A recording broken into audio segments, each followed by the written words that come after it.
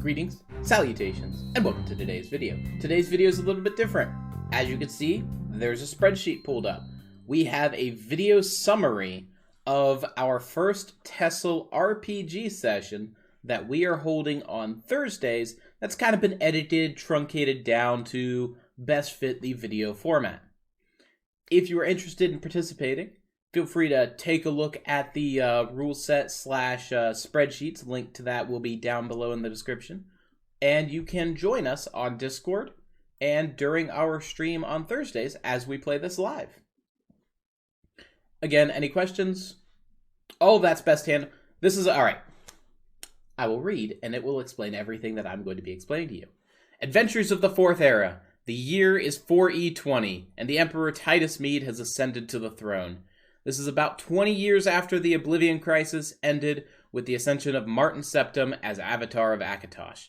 Abroad, the provinces of the Empire are in turmoil, while at home, cultists lurk in the countryside. With the provincial militias disbanded and mercenaries in abundance, our heroes have answered a summons by an Imperial named Flavius to meet him at the Foaming Flask Inn. And that's where we'll be getting started. The disclaimer, which is what I was starting to get into earlier, this system that we are playing is a custom system developed by myself, SirProok, and my wife, Lady Jennifer. The system is open format and has very few, no hard rules is a bit harsh, very few hard rules in place, and the system has only been playtested once, and is subject to change at any point. So with that said, if you would, join me for today's video. No one appears to want to speak for the party. Come now, one of you, speak up. I missed all of that. Mede sounds good while I'm waiting for Flavius? Sounds good. Other people can speak in turn. One of the things, while I do have issues memorizing things, I'm used to handling multiple things at a time, so if people just chat, I'll work it all in. And who needs Flavius? Good Mede sounds good. All right. Just go ahead, walk on inside. It's middle of the day, but just after lunch, so the crowds have really lulled down. There's not a lot of activity around. Poster for the arena up on the side. As conversation spreads about some good mead, you guys wander on in and up to the barkeep. She looks at you all a little odd as she's busy cleaning up the bar. It's a little odd for a bunch of mercenaries to wander on in at this time. Usually they're out practicing or looking to score a contract down with the vendors. So she looks up and just... You can see the confusion on her face. What can I get for you? To which you all respond that you would like comfy seats, a good meal, some mead. She just kindly nods and begins pulling out, uncorks a bottle, pouring various bits into glass. You see her adding a little bit of herbs and spice to give it a little bit extra kick. Nothing that wouldn't be abnormal. And you all settle into mild conversation among yourselves, battering back and forth, and after, I'd say, maybe about half an hour, you guys can hear the door open behind you, and instinctively, as mercenaries and coming out of, I think most of you are long-lived races, coming out of the experience of the Oblivion Crisis, you recognize the jingle of Imperial armor. Turning around, what you see before you is what would best be described as a grizzled veteran. Some scars, burned scars on the lower bit of his face, but the skin mostly intact, as if he had had either a magical mishap or, more likely, battles with magic on the field of combat? Ooh, we gotta figure out how we want to word this. He fought a Daedra with fire. There we go. English. This one would like to ask if you know Flavius. The response from him is, yes, I am he. If you would, follow me down into the basement, and I'll be welcome to answer your questions. To which he leads you down into the basement of the inn. You guys... Hey. Let me pull up character sheets so I can get your names here. Jirta, the Bosmer, kind of settles in, bringing his plate of food, sets it on the barrel back here in the corner, sits down in his chair.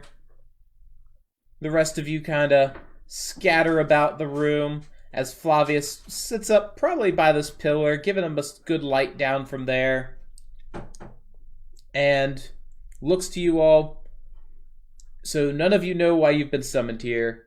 I am interested as to what questions you would have of me. Muttering as you guys begin among yourselves, you can hear... gotta get a name.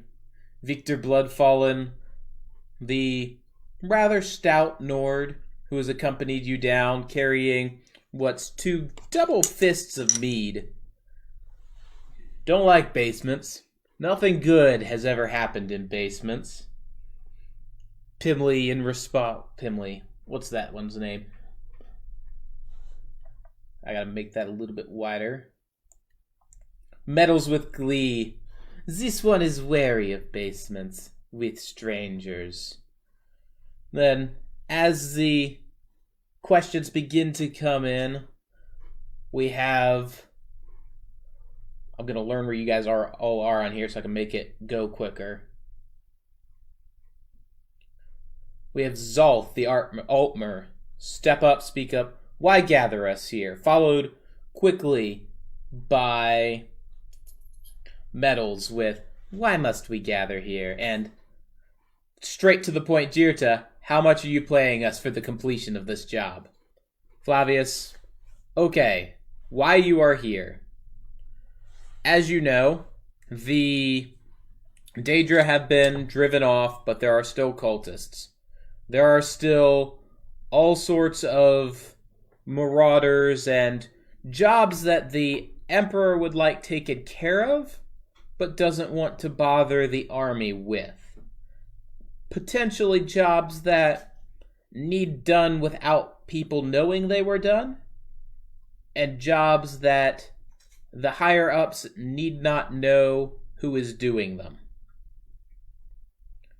That said, I know nothing of you, so I am reticent to release any details. What I can promise you, Jirta, is that the pay will be worthwhile.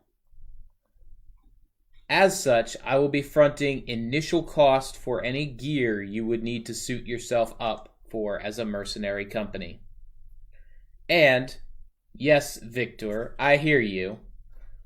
We will pass away the pleasantries. The guard and I have cornered a necromancer in one of the caves and Aliad ruins near here.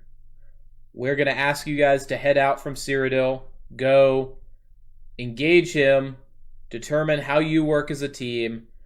We will be passing judgment, and upon judgment of your success, we will charge you with more well-paying work. Muttering happens where the Argonian of the party meddles. Worthwhile means many things in smooth skin.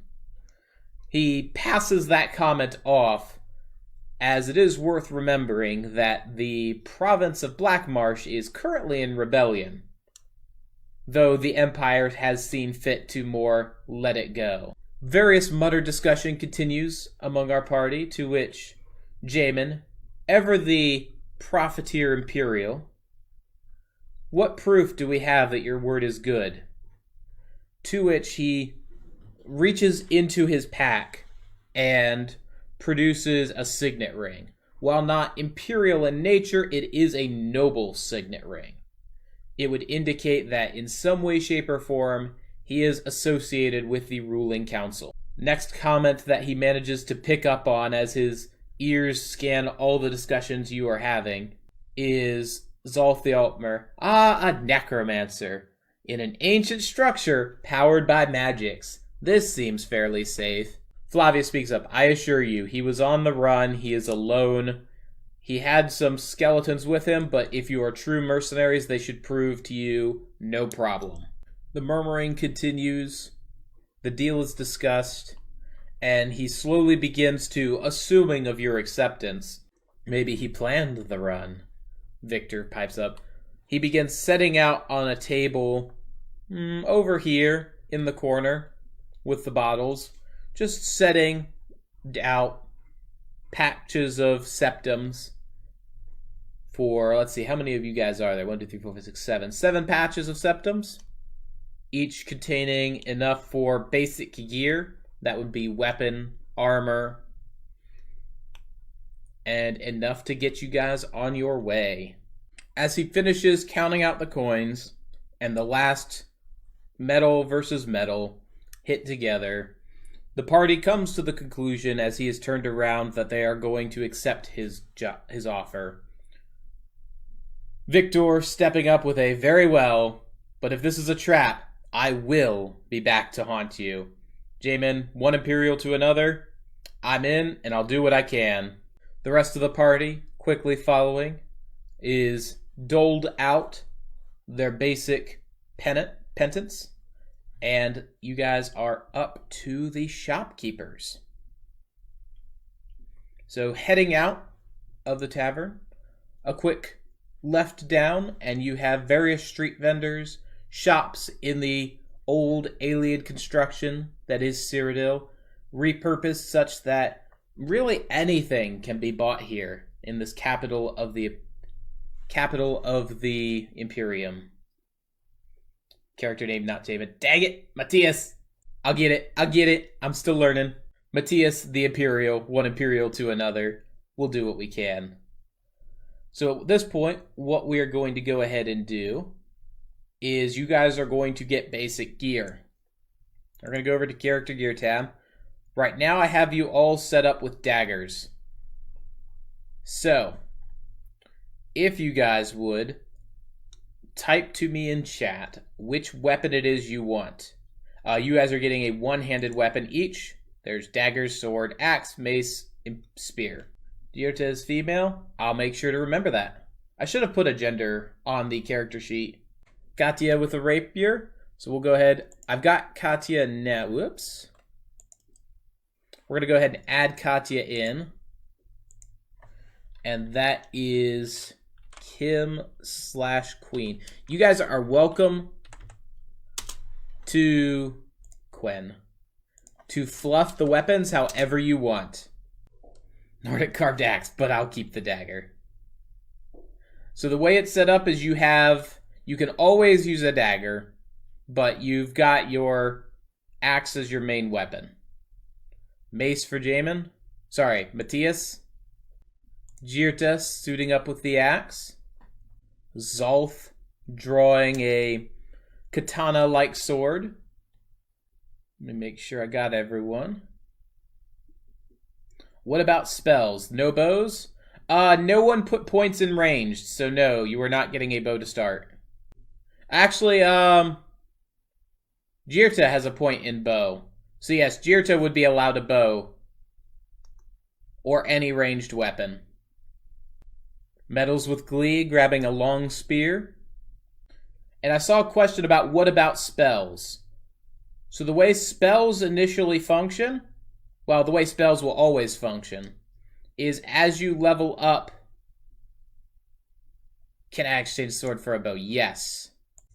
I just have iron because I didn't feel like typing Imperial. Let me finish getting Katya set up. It is remarkably easy for me to add characters, which is great. Join us for the roleplay. You are always welcome to. This is a new system, so no prior knowledge is required. Alright, this character bait. Khajiit starts with... So they have dark vision, so they do not need light to see. And gets a point in stamina. And Khajiit like to sneak. There we go. Alright. So, you guys have finished gathering up your gear, spending a couple hours perusing the shops to get exactly the kind of weapons you guys are wanting, and at reasonable prices that Flavius's gold allows you to afford. So with that, it gets toward evening, and you guys head out into the Cyrodiilic countryside. The hike is long, but as you're rising up the hills that are going to be around Cyrodiil, it's oddly scenic. Just being able to look out, see the city at a distance, see the various suburbs dotted around, hear the rustling of the trees. It's not unlike a woodland hike that just 20 years ago would have been unheard of, given the Daedric influence that surrounded the city. With local knowledge, Matthias quickly takes point, looking at the directions that were given, and is able to lead you guys up to the Ayleid ruin. There's some quick discussion about whether this is the correct ruin, given the prevalence of these structures around the countryside, but the presence of 4 Imperial guards who appear to be at the entrance to the cave system buried in the ruin seems to put your mind at ease. As you see them, what do you guys, as the party, wish to do? I wish to speak to my fellow Imperials. And so, Matthias, still at lead, begins to move everyone up. Zolf muttering under breath, it was mentioned the Empire didn't want to waste expense with the military. But Jirta at ease strolls up to the guards and, do you have any intel on what is inside these ruins? The guards, seeing you, just half-heartedly salute. Ah, yes, the mercenaries we were expecting.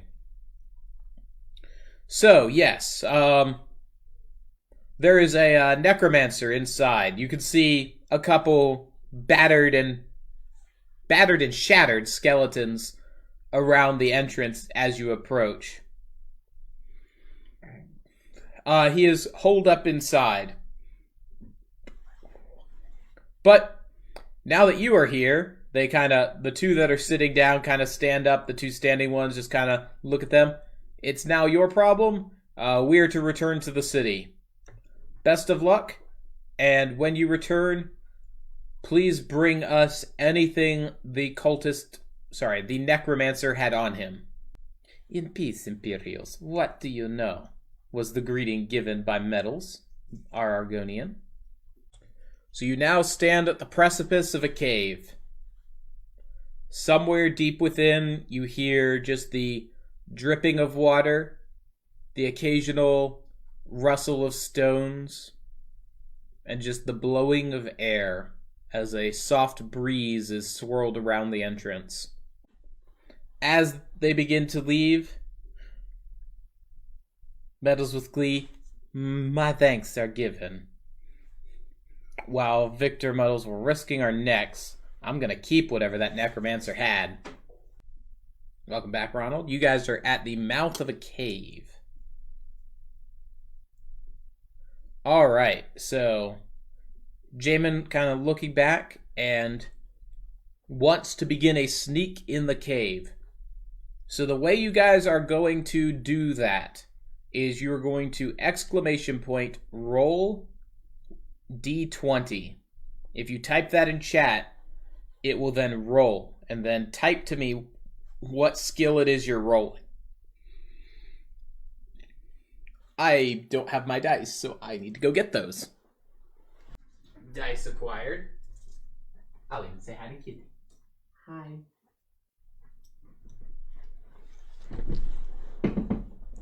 If it's a necromancer, dangerous artifacts are often used by these bastards. I'd much more rather sacrifice those tools to the Empire. Alright. Pimley with the first roll, rolling a 19. Kim accompanying. Sorry, not Kim. Names. So Metals with the 19.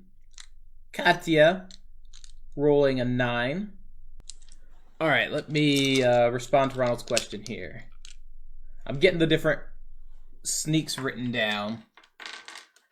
So in order to play, you just need to, since we've already got your character, you just type what you are doing, and I weave it into the narrative that we're going through at the moment. So the party successfully begins sneaking down into the cave, winding down as the alien ruins begin to give way to just pure rock. And the walls begin to get a rather cool tones, even cooler than you were expecting given the cave.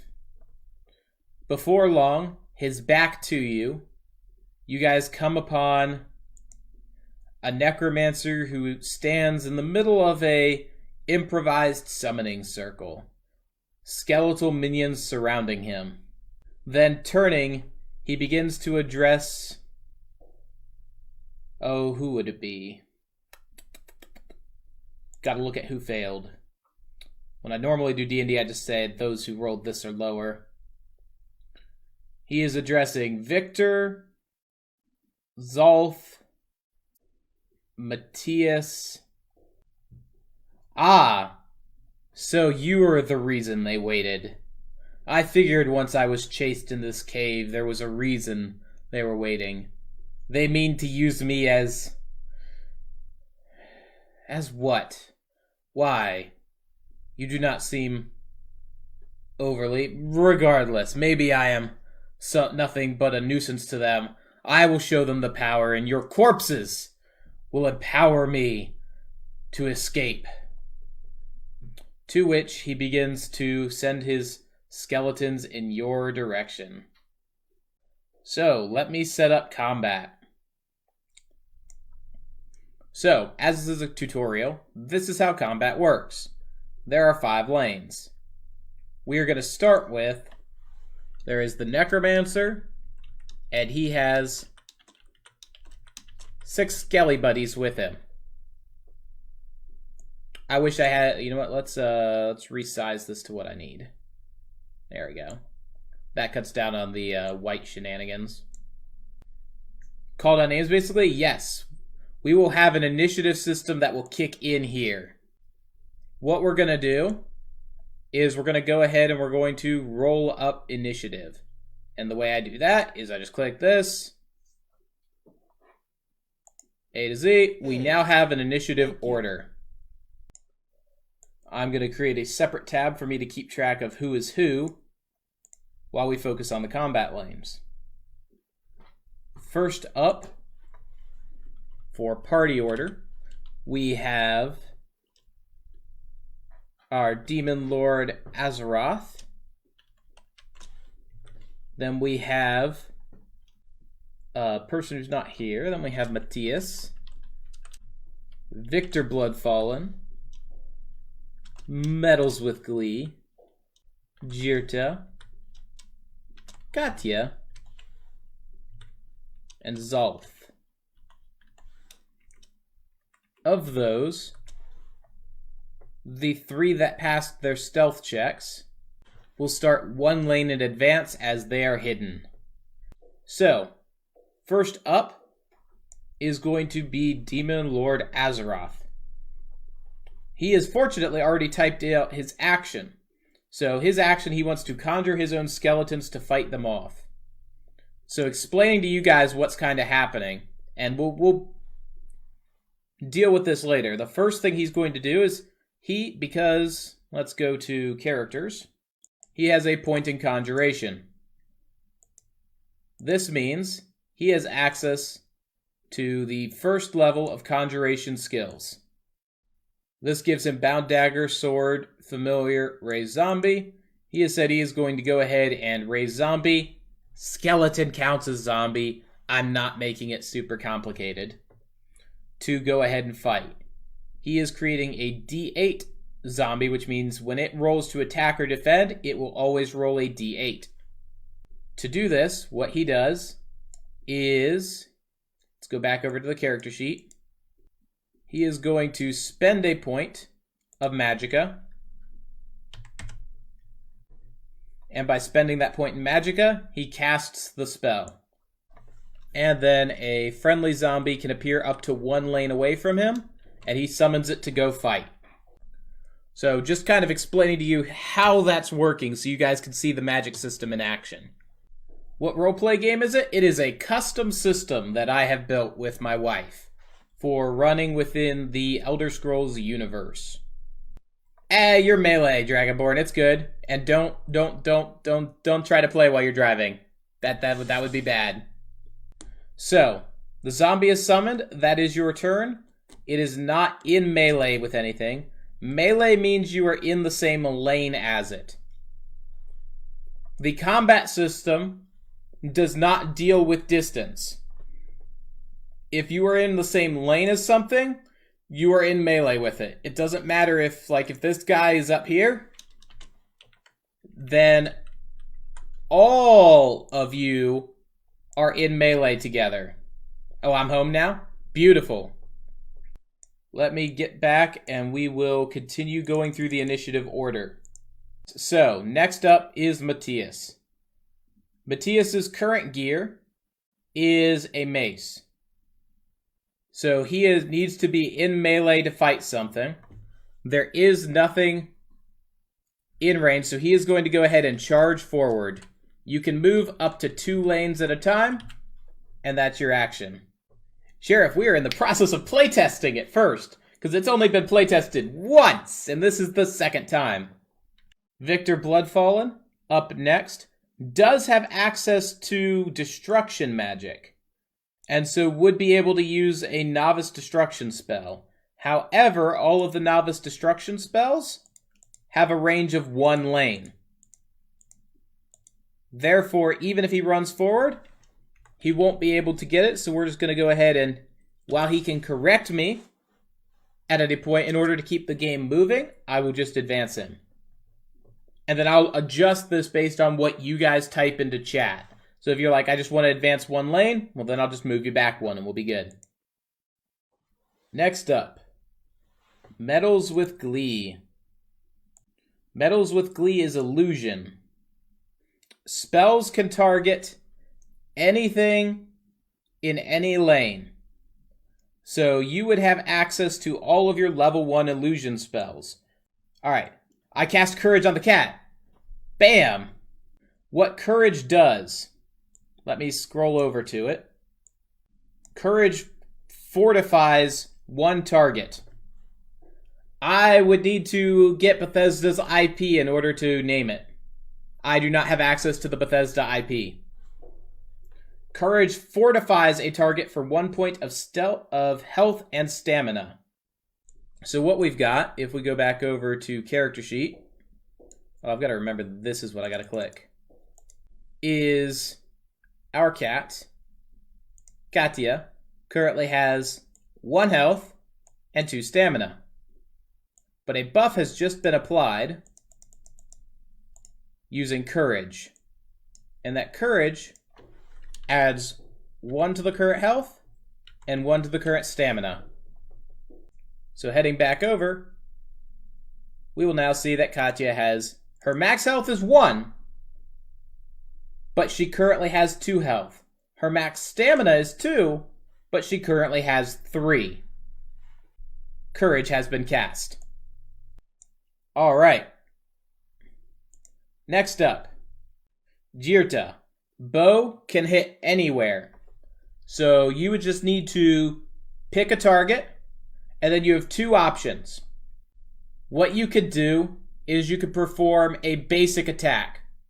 A basic attack does not cost you stamina, and you just roll a d10. And then they will roll to defend. Or you could do a power attack, which means you will spend 1 point of your stamina, and then when you spend it, you will roll a d20 to attack your target. Alright, so you are going to spend a point of stamina. I'll go ahead and update that. Go ahead and roll your d20. Rolls an 11.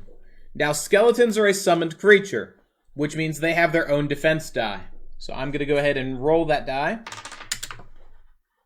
Though, to be honest, they're rolling a d8, and because you rolled an 11, that means it's a Necromancer. So Necromancer is going to go ahead and cast a spell. Puts up a ward to defend himself. Does not matter. He spends a point of magicka and is still hit. A bow does 1 point of damage. The Necromancer has taken 1 point of damage, and I will mark that off his health. All right. Kat, or Katya, needs to go ahead and advance. Katya, okay, so Katya is currently stealthed. So with stealth, you could still move normally. You're completely hidden until you make your first attack. Or until something is in melee with you. And you fail a stealth check. Sorry, sneak check. Oh, also, do I need to roll again to stay in stealth? Yes, sorry. I got ahead of myself. Jirta was still stealthed. Bows have the unique ability that you can fire and stay in stealth. So yes, Jirta, I need you to go ahead and roll me a sneak check. Kat is going to attempt to sneak toward the necromancer and get behind him. So I'll go ahead and advance you up. You're not quite there. You can see him, but you're in shadows, kind of out of the way. But fortunately, the skeletons and necromancer have not seen you whatsoever. I am sad to report that, Rennis, you are seen. But because you were in sneak, I forgot, sneak doubles your damage. We copied that, so the necromancer had actually taken 2 points of damage. Alright, last up, Zolf, our Ultimer. What do you wish to do on your turn, Zolf? This one thinks the stench of the undead masks my scent. Likely true. Zolf advances too. Alright. So next thing that happens is the skeletons go ahead and charge forward, putting the skeletons crashing into the line that is currently held by Matthias, by Victor, and Zolf. The first 2 skeletons are going to go ahead, and the first one's going to perform an attack versus Matthias. So, Matthias, this puts you on the defense. You are currently not holding a shield, but you have... Let me show you guys defense. So on character sheet, we've got defense here. So currently, only person who has defenses is because Matthias put a point in armor. If we scroll over here, you'll see they have a point in medium armor. That adds 1 to your defense. You will roll a d10 because you don't have an active defense, read a shield or a two-handed weapon. So go ahead and roll up your d10. Rolled a 3. So plus 1, that is a 4.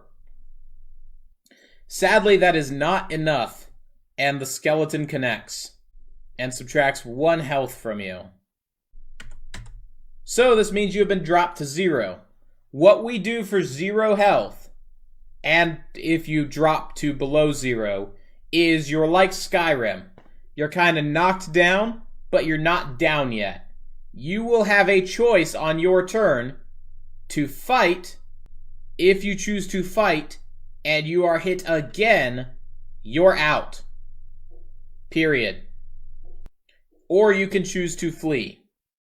That said, while you are at 0, the other skeletons will ignore you. So the second skeleton goes for Victor. So Victor, go ahead and roll me a d10. Oh wait, you're leaving. Bye, Dragonborn! So the next one slams into Zolf. Zolf, go ahead and roll me a d10 for your defense. And because I balanced this for 2 more people, 2 of the skeletons ended. Well, no, we'll keep the skeletons. It's the encounter is what it is. It is what it is. And don't worry, you guys are level 1. You will be far less squishy as you level up. If I were involved, I would flee and live to fight another time. Roll a d10. Rolls a critical defense, a max roll, and defends. Too late. Now we will kill them all. So you can only be engaged by 1 enemy. So that's how that's how we deal with crowding. So Matthias is engaged by a skeleton. Zolf is engaged by a skeleton. The other 4 are just kind of moving around them. The necromancer casts heal on himself. As such, heal, the spell, Heals self for 1, so he has now only taken 1 point of damage.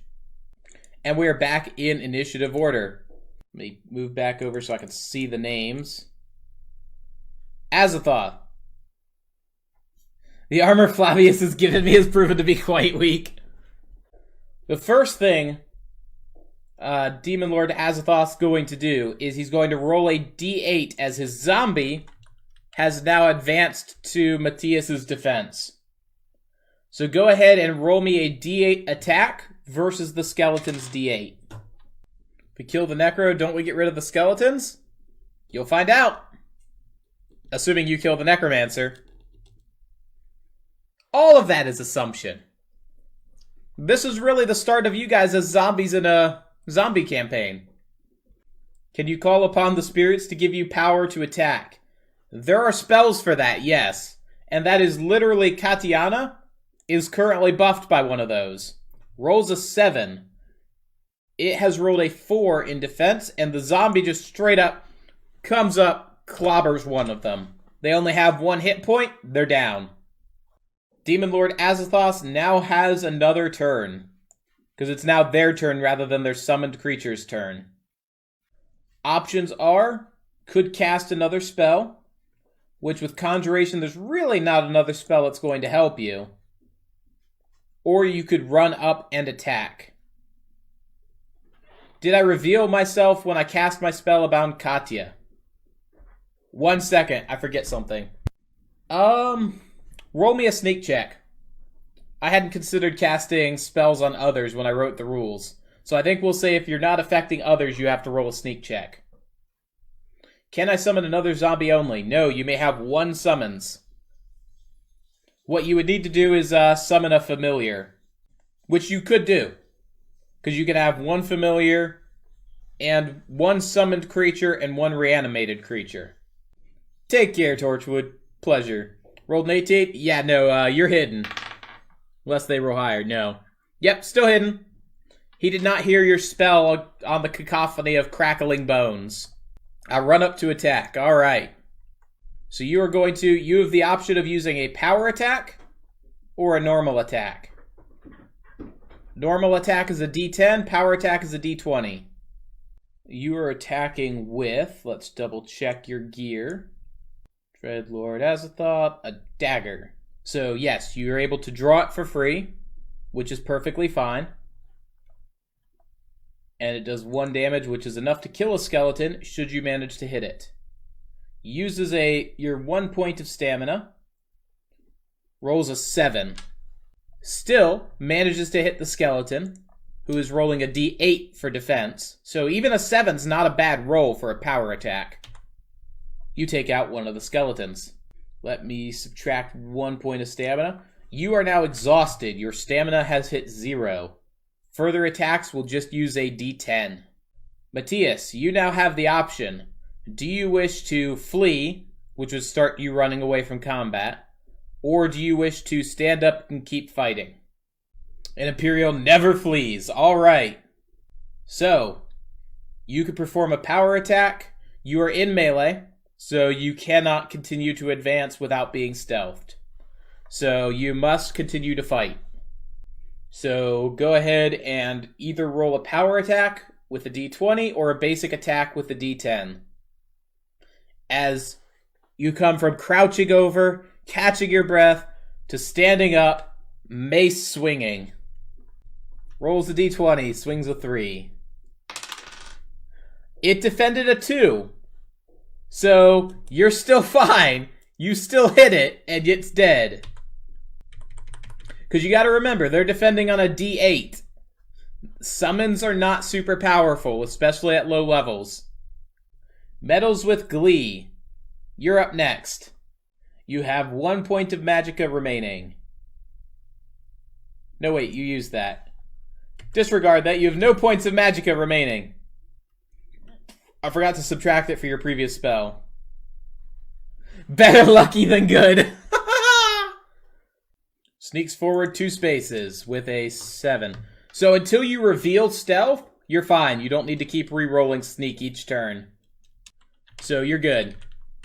Jira, you are revealed. But you may perform an attack. Again, your bow, you still have 1 point of stamina remaining. So you may use a power attack or a basic attack. Simple attack on a skeleton. All right, go ahead and roll a d10 to hit. You rolled a 7, they rolled a 5. Arrow connects with the bones, and bits of it go shattering while the rib cage just flies back dramatically. And the head just kind of sinks straight down as if the arcane force just kind of let it go limp. Katya, so you were sneaking behind the necromancer, so you managed to close the distance, and you may perform a sneak attack. So sneak attacks, you can perform a power attack, so you use a point of stamina and you roll a d20. What's good about a sneak attack is your opponent cannot active defend. So the necromancer will be rolling a d10 for defense. It can't choose to use a d20. And if you hit, you do double damage. Rapier drawn, a stab comes out from the dark, rolls an 11, has a +1 bonus to attack, which we've not been adding because it's not been that close so far, but technically does have a +1 to attack with. Well, do you have one-handed? No, you don't have one-handed skill. But still hits. You have a +0. You hit.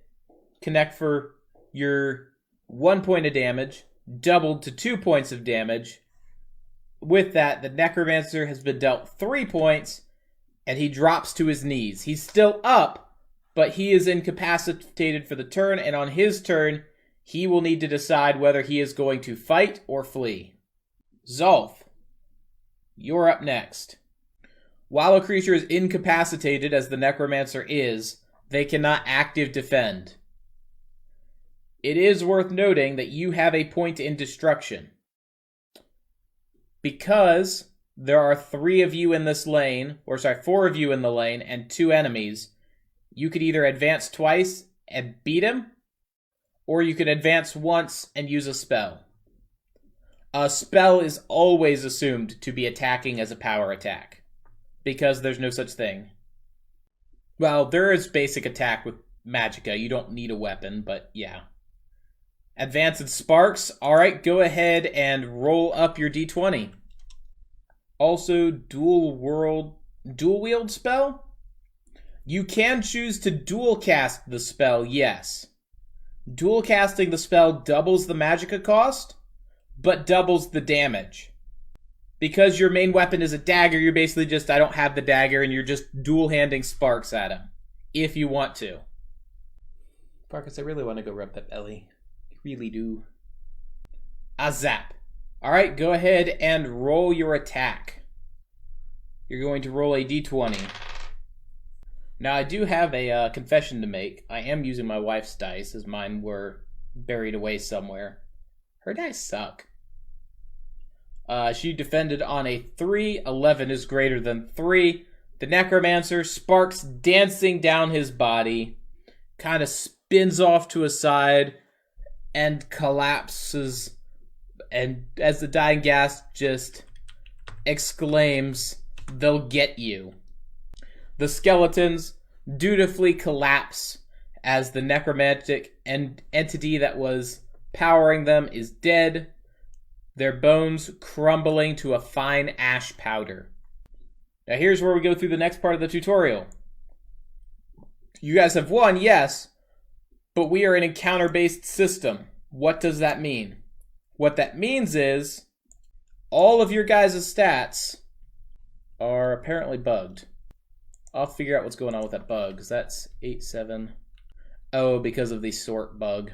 Alright, I gotta figure out what's going on. But you guys end up, you completely regen your stats. Now the buff from... Oh wait, that'll do. Because nobody had their max changed. I can drag this way. Nope. That does appear to break things. Dang Bethesda and their bugged games. I fixed it! I fixed it! It's not bugged, I forgot there was a buff. I put these spreadsheets through extensive testing yesterday. But it means all of you guys have all of your resources back. Magicka spent, you have it. All right, Ronald, you gotta go. Take care. The mission done, he returns to Cyrodiil to collect payment. But, so, the encounter system, all of your resources are per encounter. As soon as an encounter is done, you get all of them back. So you're not having to worry about resting for the day to regen resources. You're not worried about anything like that. It's nice and simple. Encounter's over, you get it back. Our necromancer defeated, and you guys begin rummaging through the knapsack that he had on his person. What you come across is an excerpt of Daedric text. This isn't the actual thing, I just needed an image of Daedric text, and there's very limited images. But you come across a set of Daedric texts that are on his person. You find this odd, knowing, as you guys do, about magics, that they're really... the texts you're looking at have nothing to do with necromancy. They have rather to deal with...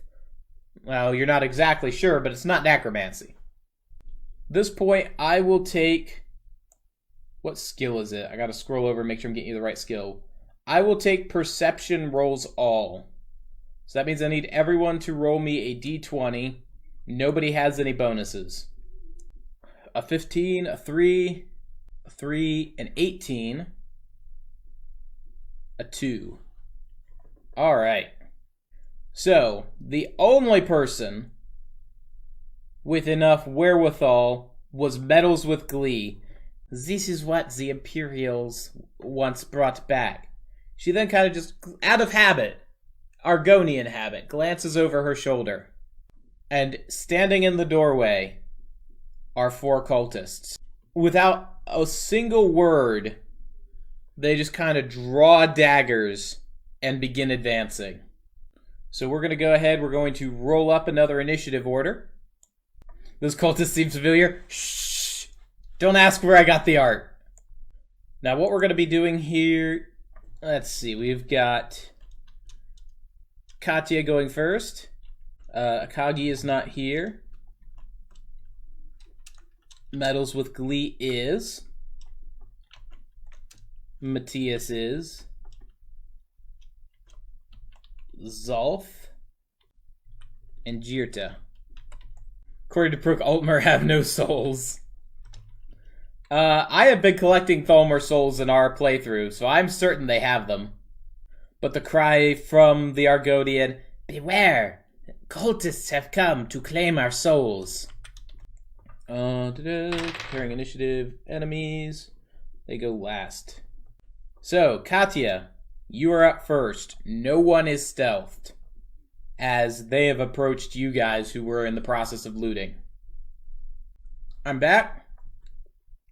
And out of nowhere, we now have a Victor Bloodfallen, who has come back from being deeper in the cave, attending to some personal business to assist you with the fight.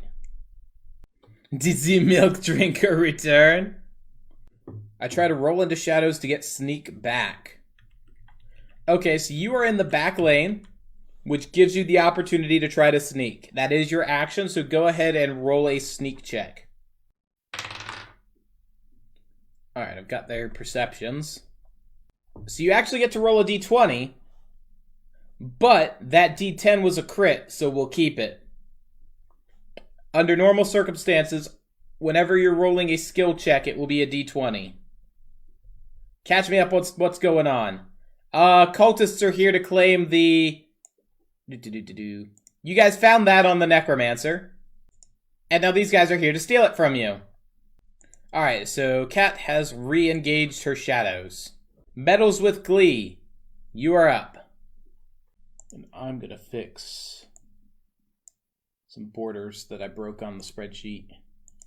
I like my colored boxes. They're very useful to me. Let's see, Meddles with Glee is our illusionist. Spells available to illusion. If we scroll over, Our courage, which is cat thump, is what he used before to fortify a point of health and stamina on a target. Fury, which provided that the cultists are not undead, which they shouldn't be, and he hits. He could use one to attempt to force them to fight each other. Then he has Lesser Earwig, which is for defending versus spells. Lesser Earwig. Spell from Morrowind. I'm beginning to wonder if we've had him step away, so we'll go ahead and we'll advance to the next person, and we'll get him to act as soon as he is returned. So with that said, that's going to move us to Matthias. Matthias in melee, I will go ahead and he's welcome to correct me should it need it. I'm going to go ahead and advance him too. Illusion is dope. Yes. Yes, it is. Wait, that's the person we're waiting on to act. Zolth. Zolth has magic. So we could, Zolth, you're up. Whichever one of you, Metals or Zolth, want to go ahead and type out your action, we will go ahead and move the combat forward. I'm pestering a kitty with my foot. Kitty is unimpressed. Do I have the option to advance less than 2? Yes, you may advance 1 if you want. Zolth goes ahead and advances 2. Not much as I like to, unless I'm allowed to throw a dagger. Dragonborn, it is worth remembering that you have a point in distraction. Or distraction. In destruction. So you are welcome to use your destructions. Well, you can't get to within destruction range. Never mind. So that makes sense why you would advance. Gotta remember you guys are level 1 and don't have like Firebolt and the like yet. And then Jirta, you are up. You have a bow, you're welcome to go ahead and take your pick of targets. Personally, I'm just like, yeah, you've got distraction, just roast them from there, because last thing I worked on was some of the master level destruction spells, which can nuke up to 3 lanes.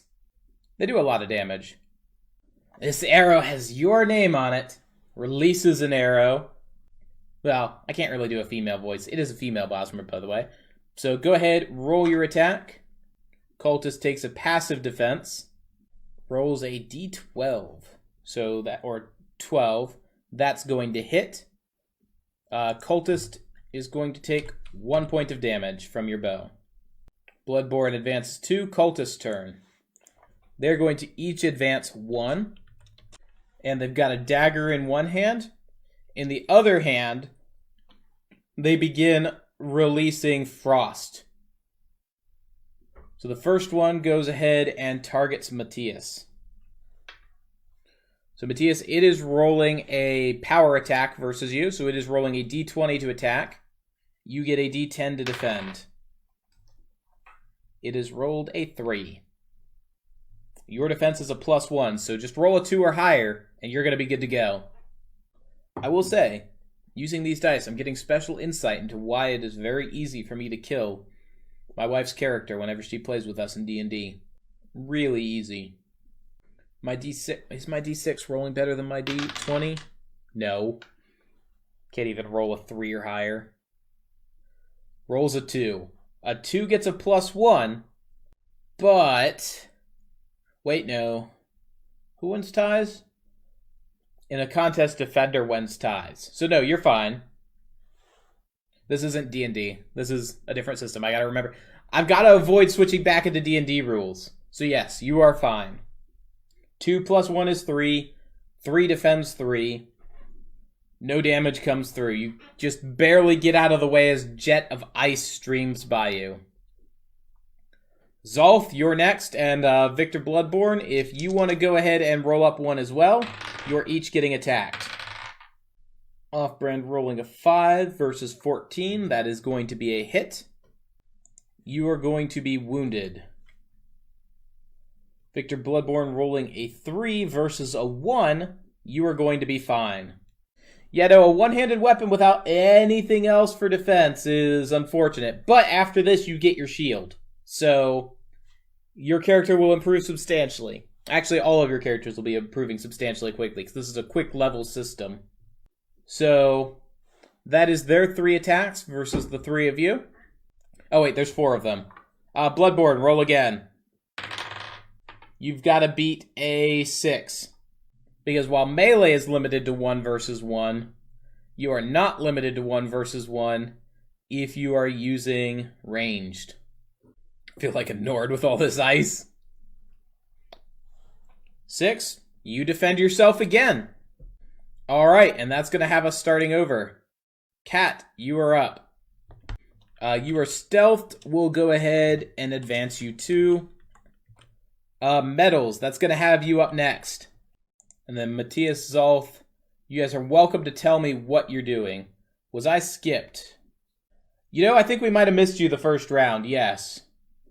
So go ahead and take 2 actions. I think we were talking about you, and then you came back into chat, and then it completely forgot about it. Matthias with courage. All right, we'll do that. That was your last turn. You may take another turn now.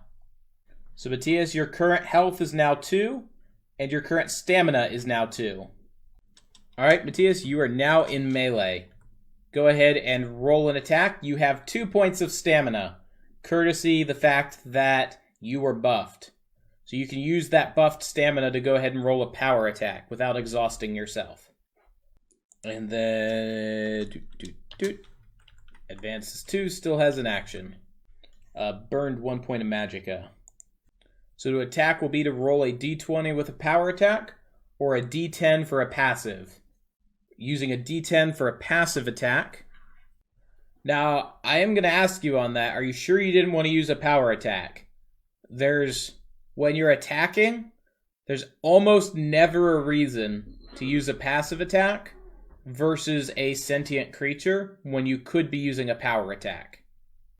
All good, Pimley. I just keep things moving. The big problem we're dealing with is the delay. And I've got a couple ideas on how we can cut that out in the future. If we have you guys all tuned in to Discord, but if we don't do voice, you guys will still be able to listen. So rolled a 4 on a d20. Their defense is 5. So used a point of stamina, but you had a bonus point of stamina, so did not hit. Zolf, you are up next. Jirta and Victor, you guys are also welcome to announce and take your actions, and I can process that as we go forward.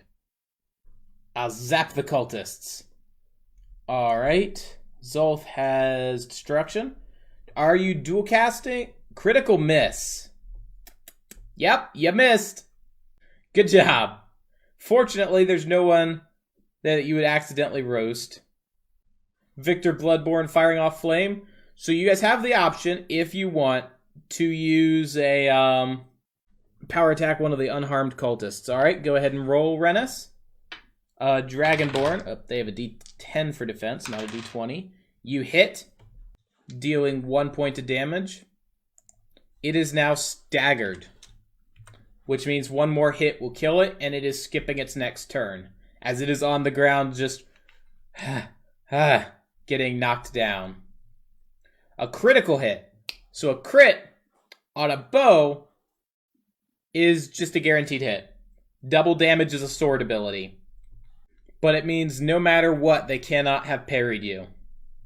But it still feels good to roll in that 20. Not gonna lie. Cultists are up next. Goes through all of them. No. No. The staggered cultist has decided he will be fleeing. You guys will he can then move once. You guys will be able to continue acting, but next turn he'll move 2, then he'll move 1 again. The remaining 3 cultists, one of them, as Matthias approaches, he focuses his frost onto you. Go ahead and roll up a defense. Never mind, that is an 18. You are incapable of defending. So you're going to take 1 point of damage. However, you had courage on you. What that means is instead of going to 0, you're down to 1 because you were at 2 hit points, courtesy courage. You're welcome to thank the Argonian when you get a chance. The next one focuses on the guy who's burning his friend, Bloodborne. Bloodborne, go ahead and roll a defense for me. The other one's going to auto-hit. Attack is a 5. I'll count critical bow attack as a hit to the crotch then. It got a really good graze in. It's substantial pain. That's a 10, right? Yes. You have no defensive skills, so you are rolling a d10. You may thank the Argonian with the coins. Rolls a 9. Their attack was a 9. So you have defended. Well, you defended one of the 2 attacks. The other one freezes you. But that means you're still up, and we're back to party order. Cat, you are up. You are stealth. Metals, feel free to take your turn. Matthias, feel free to take your turn. And I can process the 3 of you at once.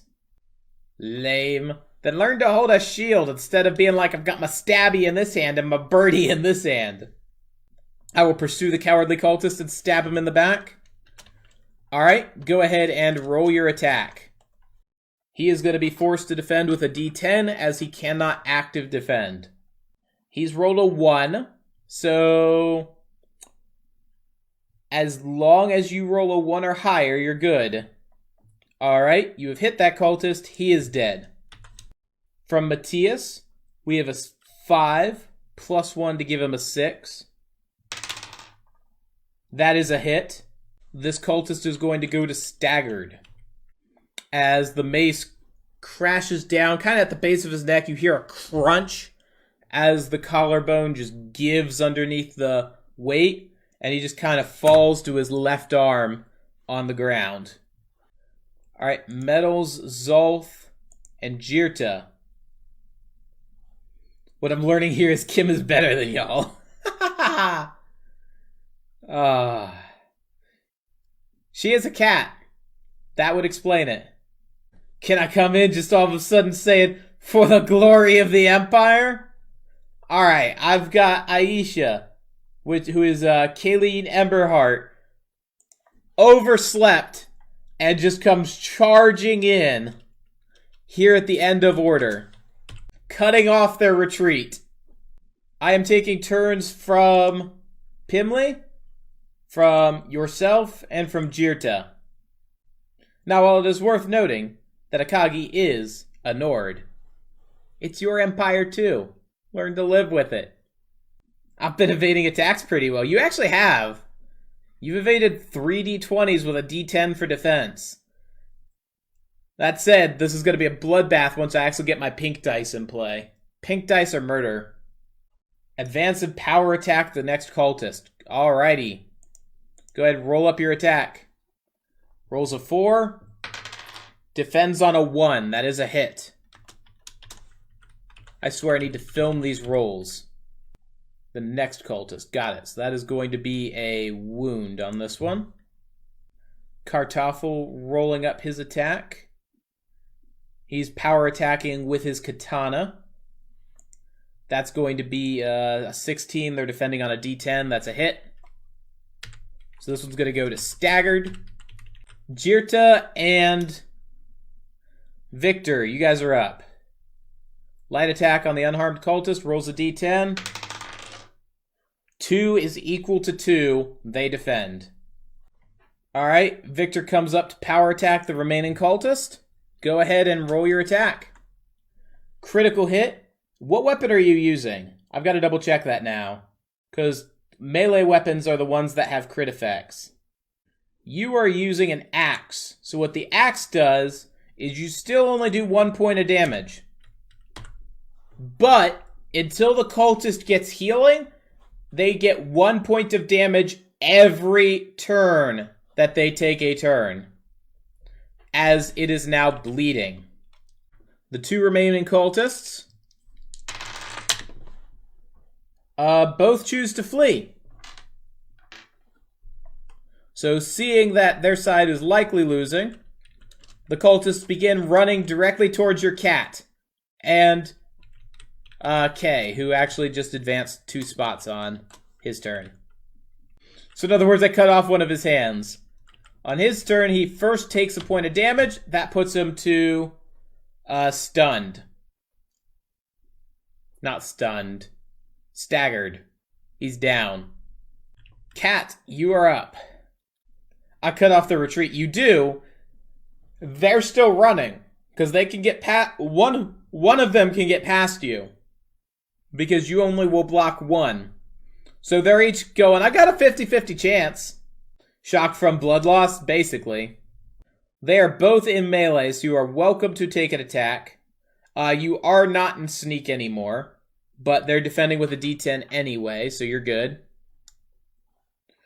Attack one of the fleeing ones. Alright, go ahead and roll your attack. You still have 1 point of stamina for a power attack. 9 is greater than 6, so that's going to be a hit. That one is dead.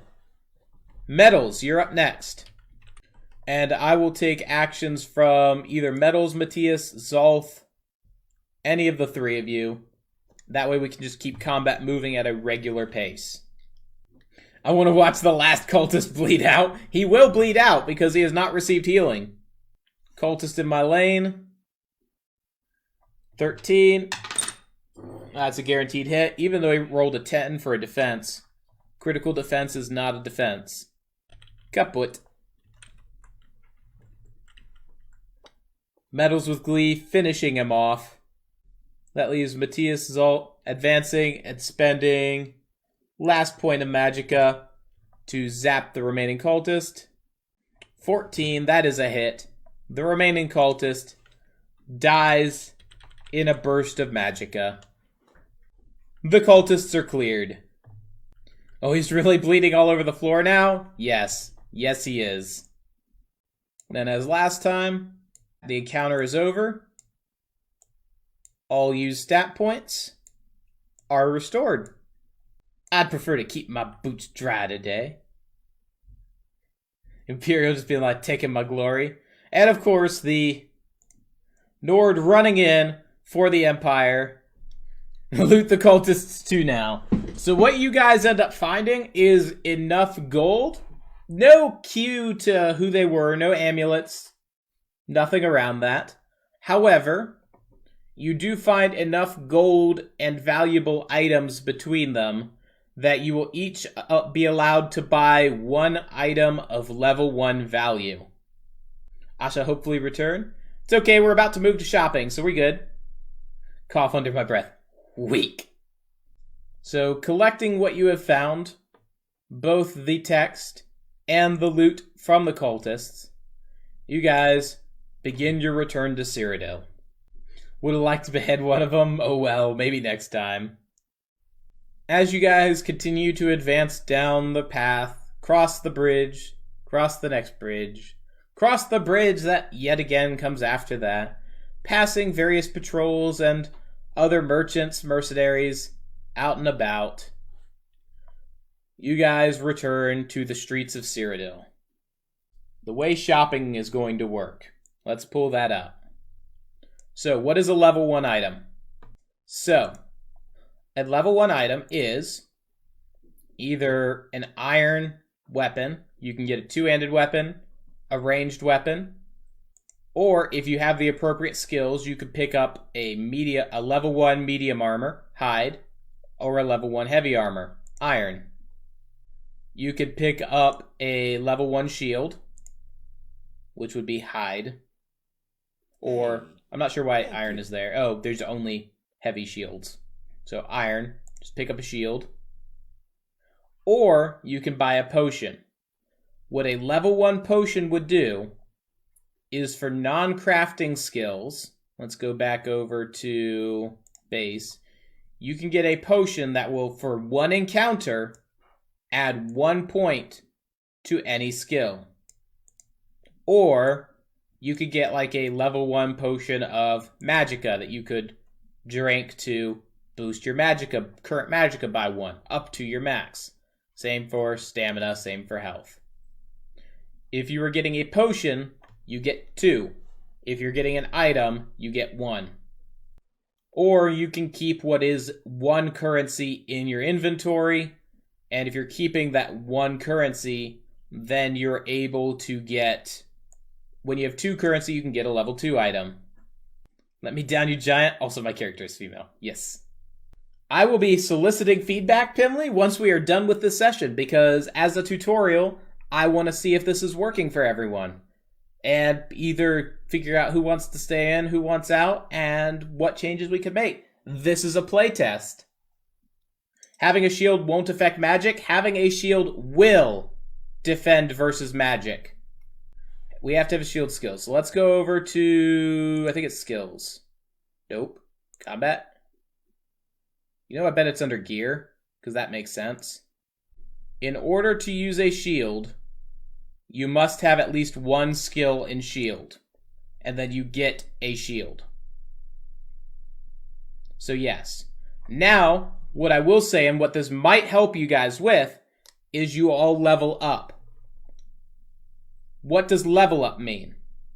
Level up means you get to add 1 point to any one attribute, so either +1 to health, +1 to stamina, +1 to magicka, and you get 2 skill points that you can put anywhere. Can we still use magic if we have a shield? Yes, but you will not be able to carry a weapon, because shield will be one hand, then magic will be the other. So anyone who is here is welcome to tell me just give me whatever they want for their level up, and we'll level up here on stream together. And you can combine that, so if you maybe want a shield, you can put a point in shield and then get a shield as your item. Or if you want armor, you can put a point into the appropriate armor skill and then get the armor of your choice. So we've got Aisha, who is our here. Wanted +1 to health.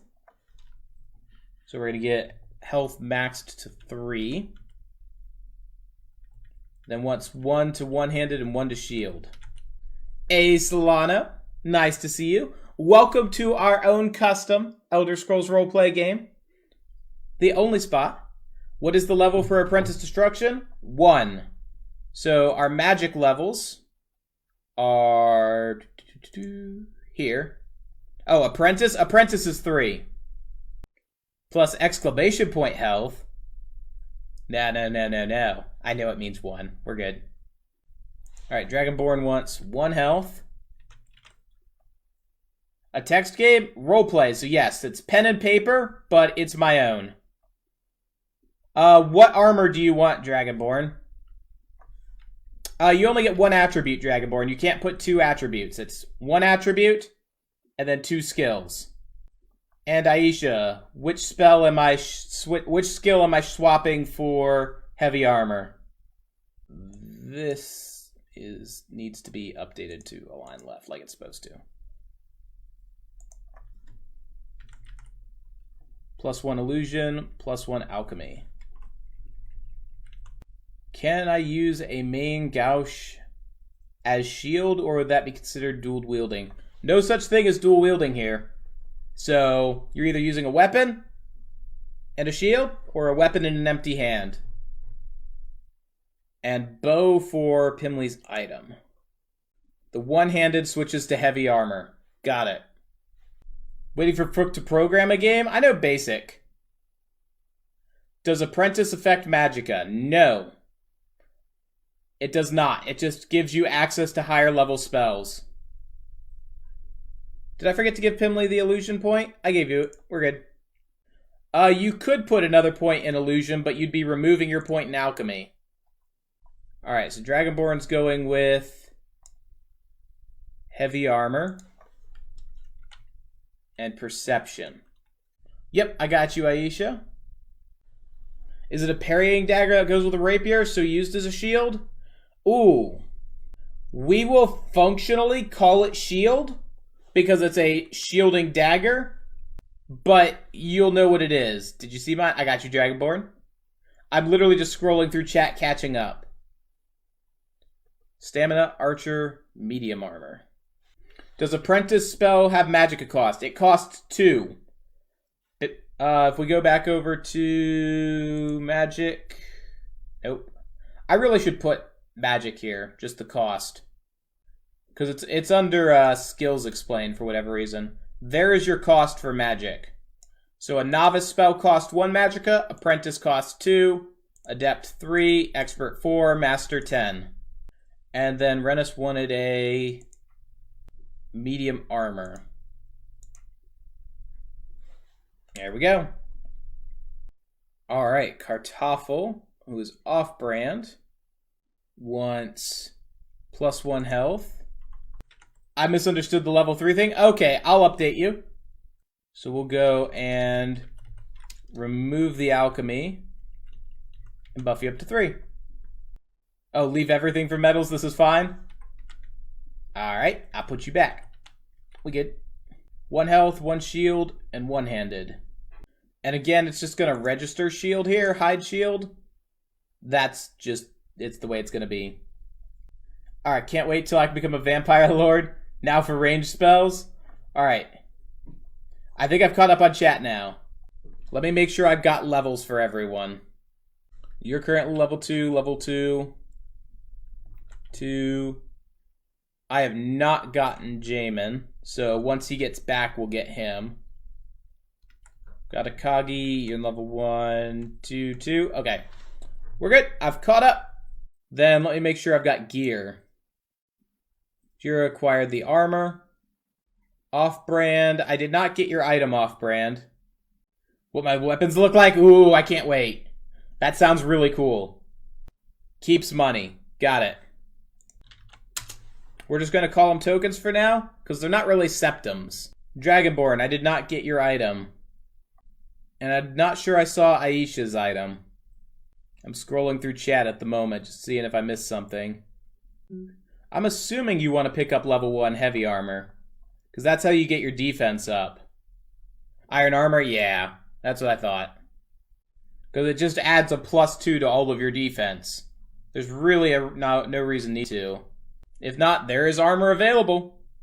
Kayleen picks up a set of iron armor, same spot Dragonborn got his fitted, or Victor got his fitted. Witcher's level 1. Pimley picked up the bow. Actually, I guess I have a system for shields. Oh, that's not a shield, that's armor. But I need an advantage for it. Alright. Still lets me be a spell sword? Yep, no, you want to cast in heavy armor? You go for it. There's nothing bad about that. Let me finish filling out these, although I'm gonna probably just...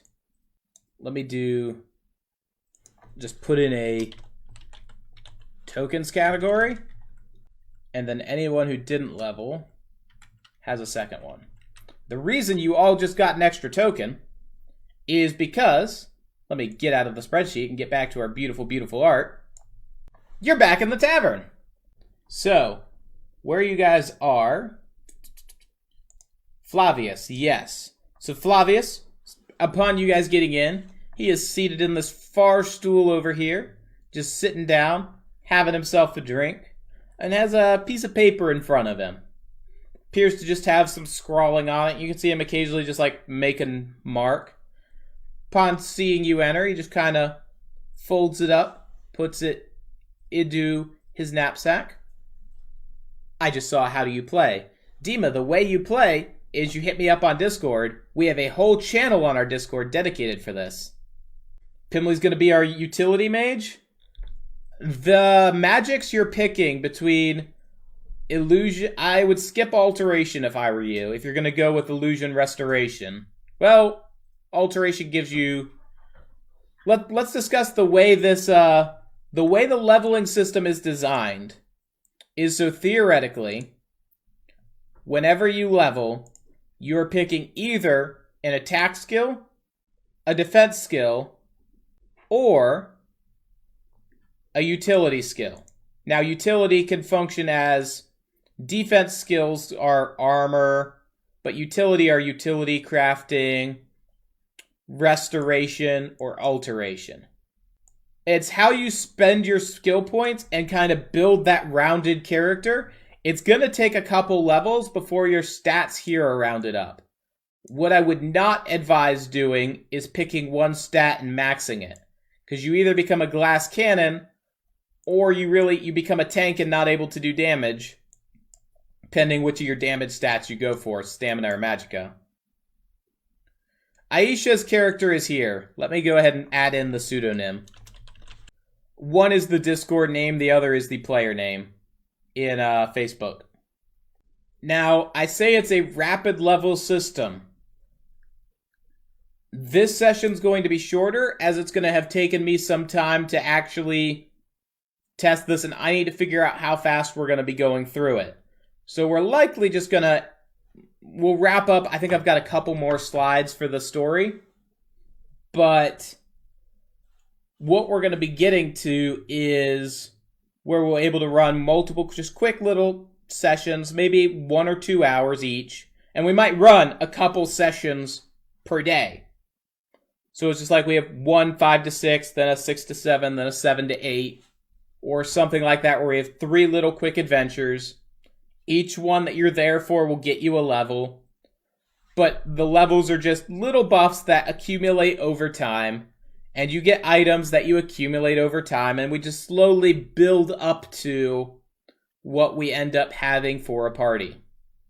But it also means you're not going to be super punished if you miss things, because the level increments are relatively small. And I intend to people who aren't able to be here for everything. Like Aisha wasn't here for everything. Still got a level up. Jamin had to leave. He's still going to get the level up. Witcher, still going to get the level up. But alright. We can talk more shop once we're done. Let's get back to the story. So, Kayleen would like to examine the item we got from the cultists. That thing written in blood. Can you examine it? Put it up so I can examine it. So it's not a true picture. That's just a picture I pulled offline, so I had something. Dragonborn left and came back, and we're going to punish him heavily for that. That is not acceptable, good sir. No. Alright, there we go. Rant over. I just needed an example of Daedric text, and that's what got put up. But let's cut back into the story.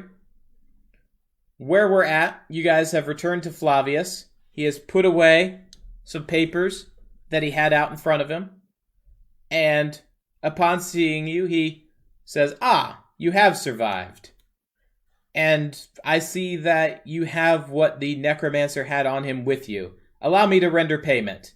And he starts grabbing out just small little, the tokens you guys end up getting that you'll spend on gear and potions, and begins handing that out to you guys as payment.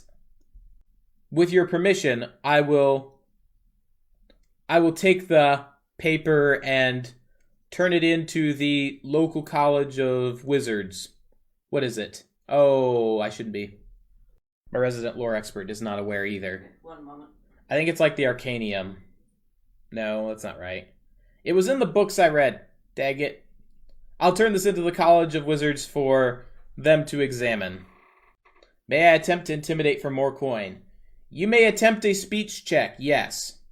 We had the cultists attack us after we have that. I think we deserve more. Arcane University. Ah, I was close. It's the Arcane University. And do you know if any others were after this paper?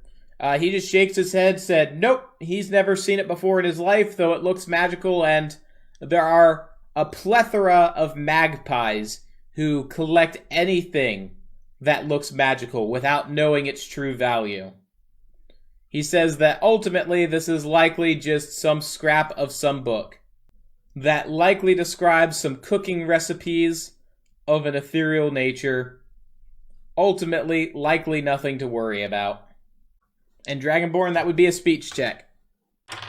I'm rolling up his speech checks. Good luck. So, Zoltha says, I believe this is worth far more, or what was it exactly? Intimidate for more coin. So attempts to act intimidating. Dragonborn, the only thing that could beat a nat 20 defense, which is what I rolled, is a nat 20 persuasion. Congrats. He completely ignores Zolth.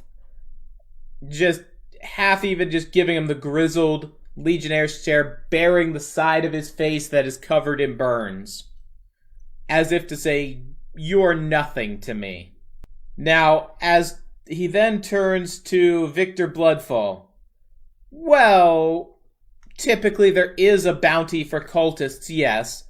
I believe I could chip in. And he proceeds to hand out extra tokens to all who are not Kartoffel. I'm updating the character gear screen at the moment. Wrong chat. Oh. Too late. I liked it. It's one of the few comments I've ever liked. Can't pull it back now. Nope. Zolth will remember that. The Legionary will remember it as well.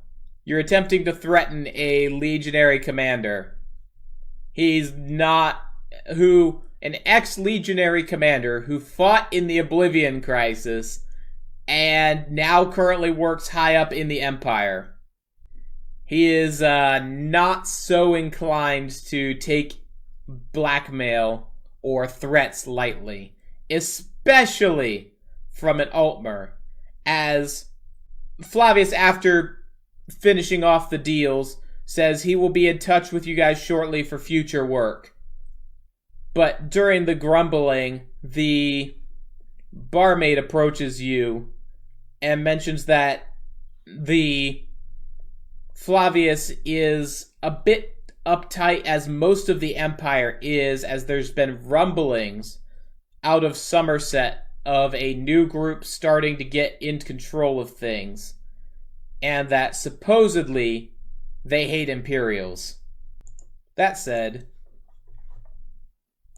that is the last I have for the prepped content for today. So we made it, how many? 12 slides, so 12 bits of narration. That covered us for 2.5 hours with 2 combats. Kayleen looks over at the general. She moves over to him. He needs to walk out. He is, nope, business is business. He is leaving. I'll take a few steps away from Zolf. I saw it. He is ignoring Kayleen entirely. He's got to get moving. He has business, and it is far above some level 1, level 2 adventurers. He's got to get moving. Thank you for the payment, kind sir, I yell. He appreciates it. And thus concludes Session 1. I do want to go ahead and give a quick thank you out to Anonymous, who is our Adamantine level supporter. They have requested their name be withheld, so I have done so. Phil, Iron Level, thank you very much. Watt, Delegrammaticus, Pimley, Norman, Crypto, Austin, Mao, Nikki, Hawksfire, Pia, Candace, all of you down there at the Bedrock level. Jamin, Kim, that looks like we got everyone. Cycle it back around. Thank you very much for your ongoing support. You guys make this possible. All of our streams, all of our videos. Thank you very much. Have yourselves a great day. Best of vibes. Cheers.